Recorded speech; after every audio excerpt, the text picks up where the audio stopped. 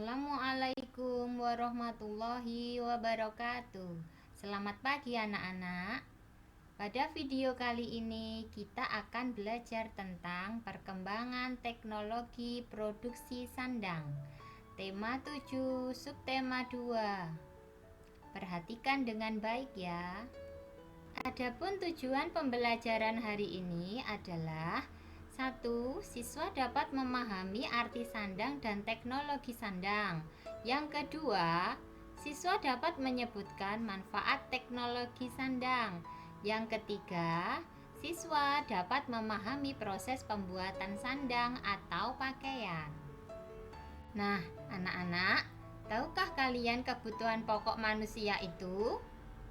Ya, benar. Ada 3 kebutuhan pokok manusia adalah sandang, pangan, dan papan. Selanjutnya, apakah yang dimaksud dengan sandang, pangan, dan papan? Mari kita bahas secara bersama-sama. Yang pertama, sandang adalah kebutuhan pakaian yang digunakan setiap hari. Jadi, sandang adalah pakaian kita. Nomor 2, pangan adalah makanan yang dibutuhkan tubuh manusia setiap hari. Ingat ya, berarti pangan sama dengan makanan. Yang ketiga, papan adalah tempat tinggal manusia itu sendiri, atau papan itu bisa kita sebut sebagai rumah kita. Setelah kita tadi mengetahui arti sandang, pangan, dan papan, kali ini kita akan belajar tentang teknologi sandang. Teknologi sandang adalah ilmu pengetahuan dan teknologi yang digunakan untuk mengolah bahan baku sandang sehingga menghasilkan pakaian yang lebih beragam dan lebih nyaman ketika digunakan. Kemudian, apakah manfaat dari teknologi sandang? Manfaat dari teknologi sandang itu sendiri yaitu 1. Pakaian memiliki corak dan motif yang lebih bervariasi.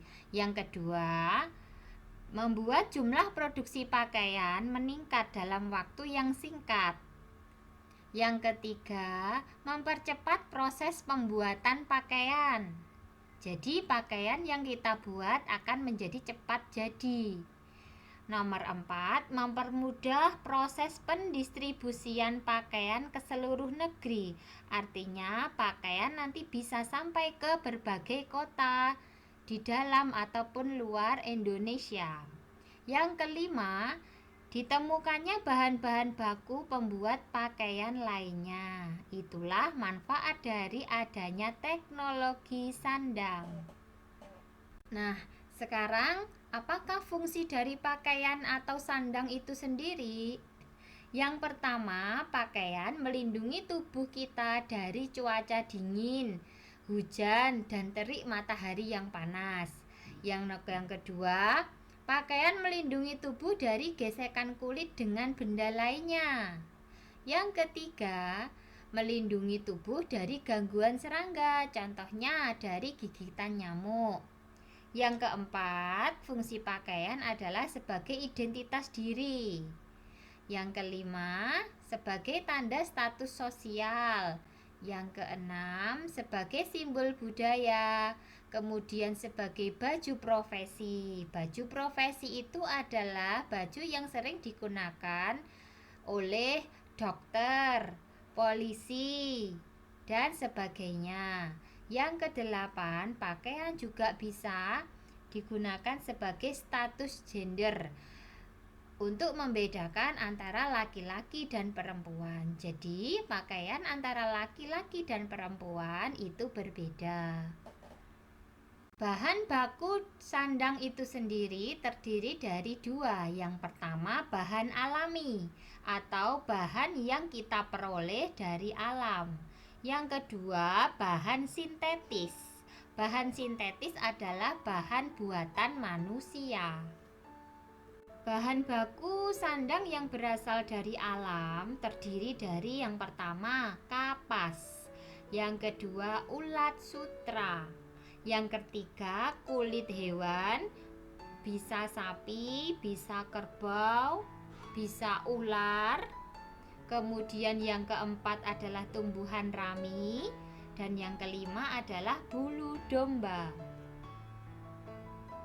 Selanjutnya kita akan membahas satu-satu bahan baku sandang yang berasal dari alam tadi. Yang pertama adalah kapas.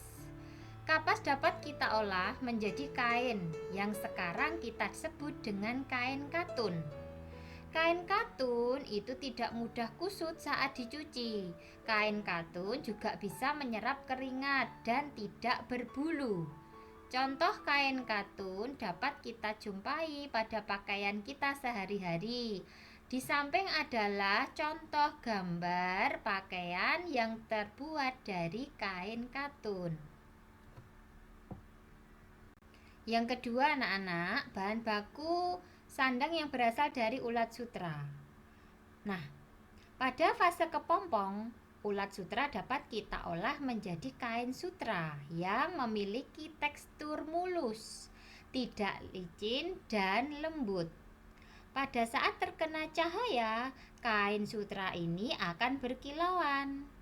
Dan kain sutra biasanya dipakai oleh orang-orang yang memiliki status sosial yang tinggi. Di samping adalah contoh baju yang berasal dari kain sutra. Yang ketiga, bahan baku sandang berasal dari kulit hewan. Kulit hewan yang sering digunakan adalah kulit sapi, kambing, dan domba. Pakaian yang terbuat dari kulit-kulit tersebut dapat memberikan rasa hangat dan memiliki nilai jual yang tinggi. Yang keempat, tumbuhan rami. Tumbuhan rami merupakan bahan baku kain yang kita kenal saat ini dengan nama kain linen. Kain linen digunakan untuk membuat pakaian, bisa juga untuk membuat serbet, tirai, dan taplak meja. Ada juga handuk. Karena teksturnya yang kaku dan tebal, tetapi saat dipakai kain ini terasa halus. Yang kelima, anak-anak, bahan baku sandang berasal dari bulu domba. Bulu domba merupakan bahan baku untuk membuat kain wool. Kain wool memiliki tekstur halus, lembut, ringan, tidak gerah atau tidak panas saat dipakai, serta memberikan kehangatan bagi si pemakai. Pakaian ini cocok digunakan pada saat cuaca penghujan. Berikut adalah contoh pakaian terbuat dari kain wool.